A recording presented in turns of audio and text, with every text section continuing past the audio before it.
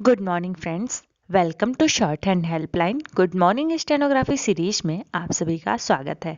तो चलिए स्टार्ट करते हैं। सबसे पहले 80 शब्द प्रति मिनट और 100 शब्द प्रति मिनट के डिक्टेशन, लेकिन उसके पहले कठिन वर्ड्स और आउटलाइंस को देख लेते हैं।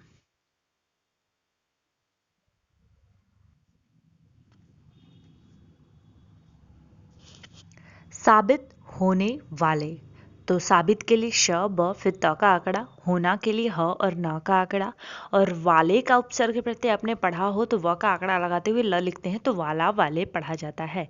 वायु प्रदूषण, वायु के लिए वायु लिखा है हमने जस्ट व और य लगा के, एंड प्रदूषण उसमें जोड़ दिया है। सुप्रीम कोर्ट, सुप्रीम कोर्ट के लिए श का आंकड़ा, प में र का आंकड़ा म, और क में र का आंकड़ा लगा कर छोटा करेंगे तो ट जुड़ जाता है ऑटोमेटिक, तो उसे सुप्रीम कोर्ट कहते हैं। तो अगर आप ये नहीं लिखना चाहते तो आप ट भी बना सकते हैं, कोई ज़रूरी नहीं है, लेकिन आप समझ जाते हैं कि सुप्रीम कोर्ट है। पूर्व न्यायाधीश, तो पूर्व न्यायाधीश के लिए प में र का आंकड़ा व और न्यायाधीश की फिक्स आउटलाइन न ध श उसमें जोड़ देंगे।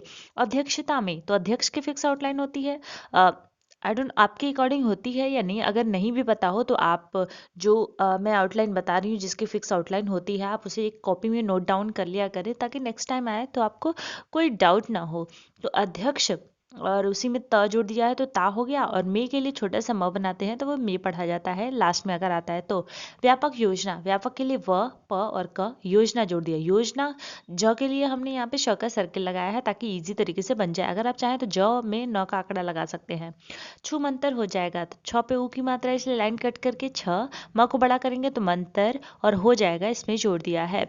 बड़ी मात्रा में, तो बड़ी का शब्द चिन्ह और मात्रा म में त्र का आंकड़ा, और में अगर आपने में पढ़ा हो तो जब भी मैंने बताया में के लिए हम छोटा सा म बनाते हैं, लेकिन अगर सेंटेंस के अकॉर्डिंग अगर वो नहीं बन पा रहा है तो हम डैश छोटा सा लगा देते हैं तो भी में पढ़ा जाता है। तो यहाँ पे हमने छोटा सा डैश लगाया है तो उसे में पढ़ा जाता है। जलाई जा चुकी है, तो जलाई के लिए ज ल, य के लिए य पूरा लिखा है हमने, अगर हम चाहते तो य का आंकड़ा लगाते हैं लेकिन ज नहीं जोड़ पाते इसलिए हमने य पूरा लिखा है और उसमें ज लिखा है। क से कट करेंगे तो चुका चुके चुकी हो जाता है। और नेक्स्ट है आदेश निर्देश, तो आदेश की आउटलाइन न से कट करेंगे तो निर्देश हो जाएगा। उत्तर भारत, त को बड़ा, त को लाइन कट करेंगे और बड़ा करेंगे तो उत्तर हो जाएगा, एंड इसमें हमने भारत जोड़ दिया है। भारत की फिक्स आउटलाइन है। अंतरराष्ट्रीय स्तर पर, तो अंतरराष्ट्रीय दो प्रकार से लिखा जाता है, एक म को कट करके या फिर न को बड़ा करके, तो हमने यहाँ पे न को बड़ा करके लिखा है। न को बड़ा करेंगे तो अंतर, और श ट राष्ट्रीय स्तर के लिए श और र को बड़ा करेंगे और पर जोड़ देंगे उसमें। स्तर भी दो प्रकार से लिखा जाता है, एक श का आंकड़ा र नीचे की तरफ, एक श का आंकड़ा र ऊपर की तरफ। प्रदूषण नियंत्रण बोर्ड, तो प्रदूषण के लिए प्रदूषण लिखा हमने, नियंत्रण के लिए अगर आप चाहें तो डायरेक्ट न भी बना सकते हैं, नियंत्रण और बोर्ड।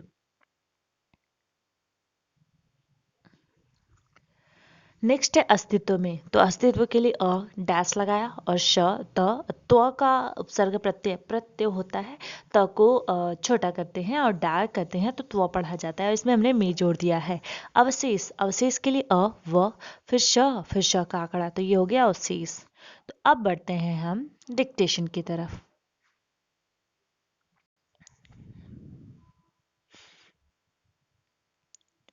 80 शब्द प्रति मिनट डिक्टेशन स्टार्ट होगा 3 सेकेंड बाद।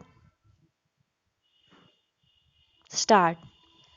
जानलेवा साबित होने वाले वायु प्रदूषण की रोकथाम के मामले में किस तरह काम चलाऊ रवैया अपना लिया गया है, इसका पता केंद्र सरकार की ओर से सुप्रीम कोर्ट को दी गई इस जानकारी से चलता है कि पराली यानी फसलों के अवशेष जलाए जाने की समस्या से पार पाने के लिए जल्द ही एक कानून लाया जाएगा।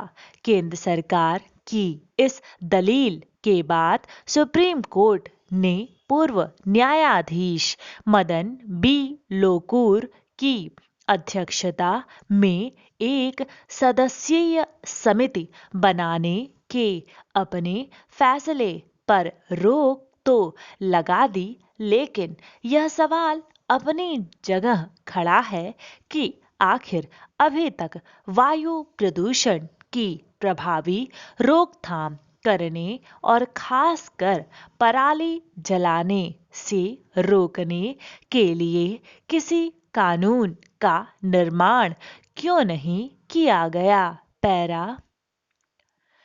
भले ही केंद्र सरकार की ओर से यह भरोसा दिलाया गया हो कि 3-4 दिन के अंदर प्रदूषण रोधी व्यापक योजना पेश करने के साथ ही पराली जलाने की समस्या से निपटने के लिए कानून की घोषणा कर दी जाएगी, लेकिन इसका यह मतलब नहीं हो सकता कि ऐसा होते ही वायु प्रदूषण छूमंतर हो जाएगा।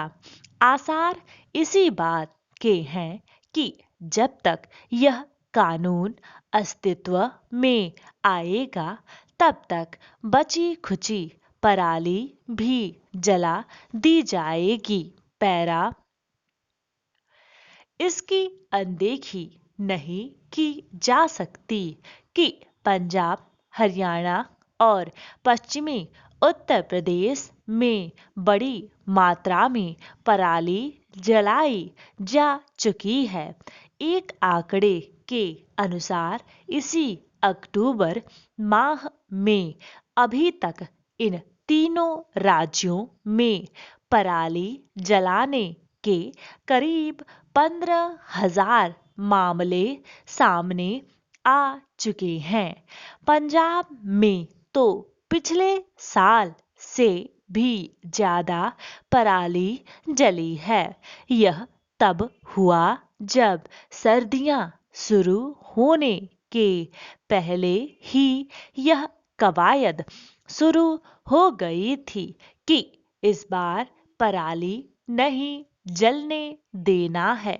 साफ है कि यह कवायद व्यर्थ रही और केंद्रीय प्रदूषण नियंत्रण बोर्ड के आदेश निर्देश महज कागजी साबित हुए। किसी के लिए भी समझना कठिन है कि आखिर इसके पहले पराली जलाने पर नियंत्रण पाने के लिए किसी स्थायी निकाय का गठन करने और कानून बनाने की आवश्यकता क्यों नहीं समझी गई। पैरा। आखिर ऐसा तो है नहीं कि वायु प्रदूषण ने केवल इसी साल सिर उठाया हो। यह खेद की बात है कि जो गंभीर समस्या पिछले लगभग 2 दशक से उत्तर भारत के एक बड़े इलाके को सर्दियों में बुरी तरह त्रस्त करती हो और जिसके चलते देश की अंतर्राष्ट्रीय स्तर पर बदनामी भी होती हो, उस पर अपेक्षित गंभीरता का परिचय देने से इनकार किया जा रहा है। इसे देखते हुए सुप्रीम कोर्ट के लिए यह सुनिश्चित करना और आवश्यक हो जाता है कि कम से कम अब कोई हीला हवाली किसी भी स्तर पर न होने पाए। 80 शब्द प्रति मिनट डिक्टेशन समाप्त हुआ। अब बारी है 100 शब्द प्रति मिनट के डिक्टेशन की। तो चलिए स्टार्ट करते हैं 100 शब्द प्रति मिनट के डिक्टेशन। वीडियो को लाइक करना बिल्कुल भी ना भूलें ताकि ऐसे ही वीडियोस आपको मिलते रहें और बेल आइकन को दबाना बिल्कुल भी ना भूलें ताकि जब भी कोई वीडियो अपलोड किया जाए उसके नोटिफिकेशन आपको तुरंत मिल जाए। स्टार्ट। जानलेवा साबित होने वाले वायु प्रदूषण की रोकथाम के मामले में किस तरह काम चलाऊ रवैया अपना लिया गया है, इसका पता केंद्र सरकार की ओर से सुप्रीम कोर्ट को दी गई। इस जानकारी से चलता है कि पराली यानी फसलों के अवशेष जलाए जाने की समस्या से पार पाने के लिए जल्द ही एक कानून लाया जाएगा। केंद्र सरकार की इस दलील के बाद सुप्रीम कोर्ट ने पूर्व न्यायाधीश मदन बी लोकुर की अध्यक्षता में एक सदस्यीय समिति बनाने के अपने फैसले पर रोक तो लगा दी, लेकिन यह सवाल अपनी जगह खड़ा है कि आखिर अभी तक वायु प्रदूषण की प्रभावी रोकथाम करने और खासकर पराली जलाने से रोकने के लिए किसी कानून का निर्माण क्यों नहीं किया गया। भले ही केंद्र सरकार की ओर से यह भरोसा दिलाया गया हो कि 3-4 दिन के अंदर प्रदूषण रोधी व्यापक योजना पेश करने के साथ ही पराली जलाने की समस्या से निपटने के लिए कानून की घोषणा कर दी जाएगी, लेकिन इसका यह मतलब नहीं हो सकता कि ऐसा होते ही वायु प्रदूषण छूमंतर हो जाएगा। आसार इसी बात के हैं कि जब तक यह कानून अस्तित्व में आएगा तब तक बची खुची पराली भी जला दी जाएगी। इसकी अनदेखी नहीं की जा सकती कि पंजाब, हरियाणा और पश्चिमी उत्तर प्रदेश में बड़ी मात्रा में पराली जलाई जा चुकी है। एक आंकड़े के अनुसार इसी अक्टूबर माह में अभी तक इन तीनों राज्यों में पराली जलाने के करीब 15,000 मामले सामने आ चुके हैं। पंजाब में तो पिछले साल से भी ज्यादा पराली जली है। यह तब हुआ जब सर्दियां शुरू होने के पहले ही यह कवायद शुरू हो गई थी कि इस बार पराली नहीं जलने देना है। साफ है कि यह कवायद व्यर्थ रही और केंद्रीय प्रदूषण नियंत्रण बोर्ड के आदेश निर्देश महज कागजी साबित हुए। किसी के लिए भी समझना कठिन है कि आखिर इसके पहले पराली जलाने पर नियंत्रण पाने के लिए किसी स्थायी निकाय का गठन करने और कानून बनाने की आवश्यकता क्यों नहीं समझी गई। आखिर ऐसा तो है नहीं कि वायु प्रदूषण ने केवल इसी साल सिर उठाया हो। यह खेद की बात है कि जो गंभीर समस्या पिछले लगभग 2 दशक से उत्तर भारत के एक बड़े इलाके को सर्दियों में बुरी तरह त्रस्त करती हो और जिसके चलते देश की अंतर्राष्ट्रीय स्तर पर बदनामी भी होती हो, उस पर अपेक्षित गंभीरता का परिचय देने से इनकार किया जा रहा है। इसे देखते हुए सुप्रीम कोर्ट के लिए यह सुनिश्चित करना और आवश्यक हो जाता है कि कम से कम अब कोई हीला हवाली किसी भी स्तर पर न होने पाए।